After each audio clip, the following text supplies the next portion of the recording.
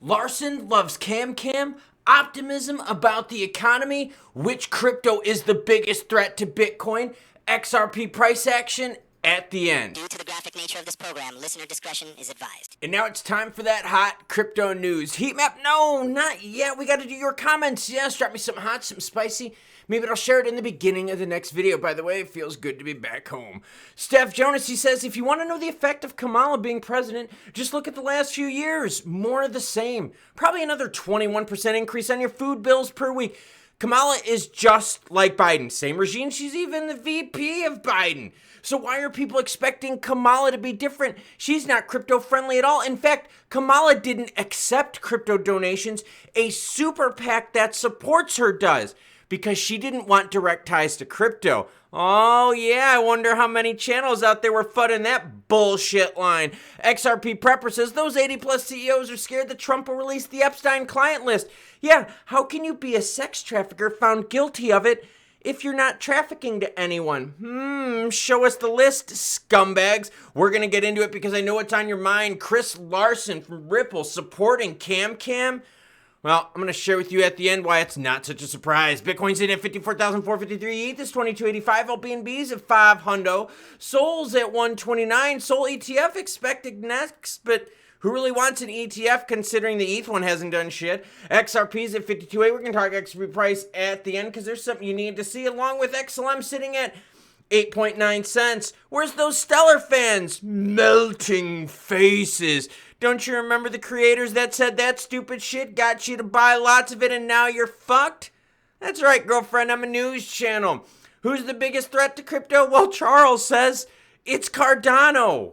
What the fuck is this guy smoking? Wait a minute, he's in Colorado. I know exactly what he's smoking.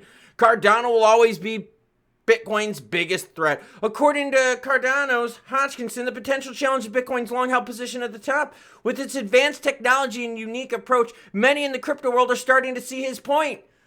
No! The charts say you're a fucking liar. Come on now, for real? Cardano, a threat to BTC? You're sitting there at 33 cents and BTC is at 54,000.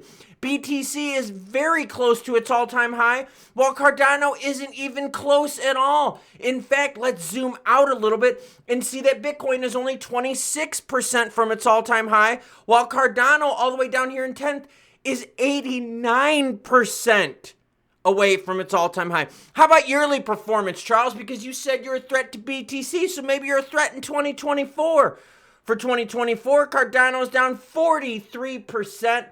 While Bitcoin is up 28. So Charles, Cardano, ADA, a threat to BTC. My man, whatever you are smoking, share it with the rest of us, because man, those moon rocks must be good. Now Yellen's coming out and says, yo, the economy will be good. Do you know why she's saying that? She's saying that because there's an election coming up, and guess what? You're all thinking the same thing. If Cam takes over, we're going to get more inflation. So Yellen is out here doing damage control, because let me ask you a question. If the economy looks really bad right now, if the stock markets pull back, if the crypto markets pull back, if eggs are still going up in cost and houses are still high, who does it look bad on? It looks bad on the Dems. So now Yellen is out there doing damage control. Recently, Janet Yellen, the Treasury Secretary, and wait a minute, she's been Treasury Secretary now for how many years? And the economy has sucked balls? Oh, that's right, it's all part of the same regime. Recently, Janet Yellen, the Treasury Secretary, expects her faith in the U.S. economy's recovery, pointing out that the recent cooling jobs data indicates a soft landing as opposed to approaching a recession. Yellen is still upbeat despite August's non-farm payroll growth of 142,000, which was less than anticipated. She made it clear that the U.S. claims that there's not any large layoffs occurring and that the economy is deeply into a recovery. Shut the fuck up. We're pulling back. We never got housing under control in your administration. Food, fuel, everything is freaking gone up. And you're telling us that, oh, don't worry, we've got it under control, things are looking good. This is damage control, boys and girls.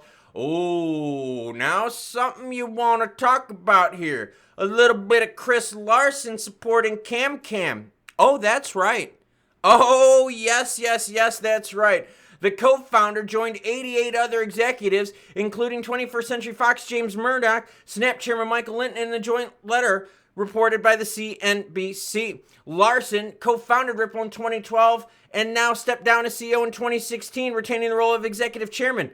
With Kamala Harris in the White House, the business community can be confident it will have a president who wants American industries to thrive. Whoa, that's a fucking lie, because what about the oil industry? Yeah, they sure as fuck didn't help us become any more energy independent, did they? Vice President Harris has a strong record of advancing actions to spur business investment in the United States and ensure American businesses can compete in the global market. You are fucking kidding me. What has Biden and Harris done for the economy? If it's one thing out there, my Democratic friends, okay, and I voted Democratic before. I vote for the candidate. I vote on both sides of the aisle. I'm not one way or another. I like everything. I want to smoke a little weed, shoot some guns. I want to watch some lesbos hook it up. They got to be hot lesbos, though, lipstick lesbos. I want all of it. I don't sit here and just vote with one side. I'm fairly independent. But you have to be honest here. You really think this regime has done anything positive for the economy? I mean, I'm not trying to like pick on a scab here and kind of break it open, but for real, you're sitting here telling me that the Democrats have a good record when it comes to the economy? Either way, you've got 88 big CEOs out there, former and current, saying they support Kamala Harris. Now, I understand this because remember, they already donated a bunch of money to the Republican side. Now you've got Ripple donating a bunch to the Democratic side. They're playing both sides of the aisle, so no matter who wins, Ripple, in one way or another, has donated support or money to that candidate. Now, in terms of the elections, does this piss you off? Oh, a lot of people are pissed off by this. But it's all about what you prefer when it comes to voting. See, when I'm voting this year, I'm voting mostly based on the economy, right? I have seen the economy in my area just get crushed. I've seen the economy back where I used to live up in Chicago not doing so hot anymore either. And so I'm voting via the economy. And that's what you have to think about. Some people vote as social issues as their biggest platform. Some people want to vote for crypto as their biggest platform. And if they're voting for crypto as their biggest platform, they're sure as hell not voting for Cam. Because they let Gary Gensler do whatever he wanted and bent over crypto. So am I upset that Larson is sitting here supporting Cam? No, not at all, because we all have our own preferences on how we like to vote and what things matter to us. When you're rich AF like Larson, do you give a fuck if milk is $4? Hell no, because you got so many billions in your bank account that you can afford expensive stuff. You can afford getting taxed to all hell because you got that money. So some people out there are voting for Cam when it comes to social reform. So it's all about your perspective. So before you go jumping on Larson, and I say just go for it, because for real, I think that's a bad move. Because you know how many articles I've read where people now are getting rid of the support for XRP because of Larson? Here's another one. Crypto founder shares a new reason to dislike XRP. And it's all got to do with Larson supporting Harris.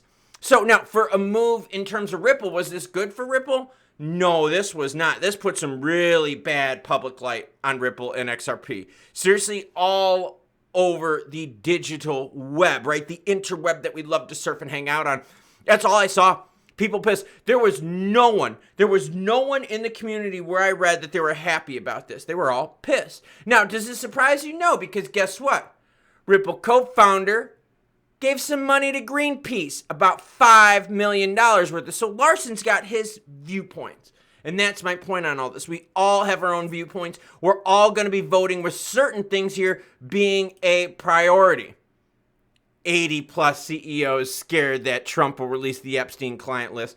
Probably true. Now let's get back to that XRP price. All right, I got the 15-minute candlestick up on the screen. And again, it feels good to be home. Hit that like button, subscribe button if you like what you're seeing. Let's continue. Now, XRP price, honestly, massive pressure to the downside. Why? Because massive fears regarding global economy recessions. So yes, even though Yellen is out there playing damage control, saying, oh, things are good, don't worry. And even though you got Charles's dumbass saying ADA is a threat to BTC, the reality of it is the overhanging principle right now is economy. Is the economy going to emerge from these rate hikes for so long strongly? Now, jobs are softening up. We're seeing more of a play to safe haven assets. The Middle East is quieted down, which is actually really nice, but it's all about the election and geopolitical tension. So you're sitting here and you're going, Klaus, how do we get all these red candlesticks and this downward momentum we've been seeing here over the last few weeks to turn around? Well, we need good economic news to tell us that, you know what, we didn't overcook the turkey, because retail fuels crypto. Yes, retail. You notice it's not the institutions, because if it was the institutions would be buying XRP at 52 cents. Institutions would be buying 88 at 33 cents. They're not.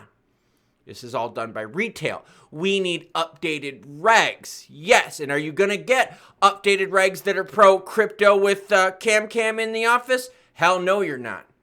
So look for cryptos to be under more pressure as the economy weakens and the fear of, yes, anti-crypto peeps being in charge in the presidency taking hold. So you want those red candlesticks to turn green?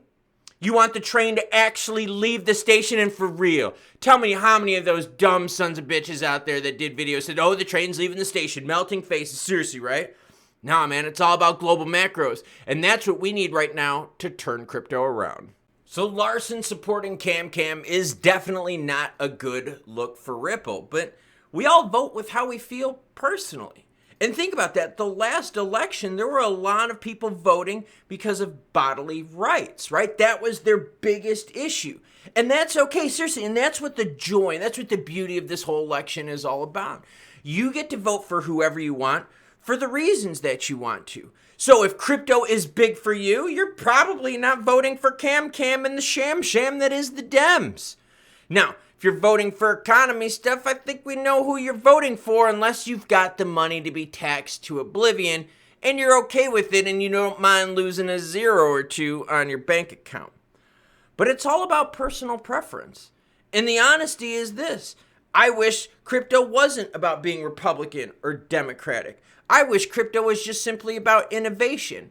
And I'll be honest with you, the current administration has not been fostering a healthy environment for the proliferation of crypto. Have we gotten the regs? No, we haven't. Gare Bear is out there saying, yo, this is a security, that's a security, NFTs are a security, anything with yield is a security, and it's been stifling the business. In fact, stifling it so much that Ripple CEO Brad Garlinghouse said, you know what? If we're going to do an IPO, it's not going to be in the United States because this is not an environment conducive to growth. So it is really all about perspective.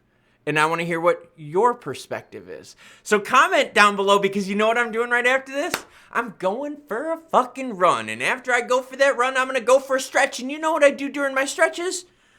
I read your comments. And then I share them at the beginning of the next video. So as always, the train is leaving the station. Choo-choo, bitches.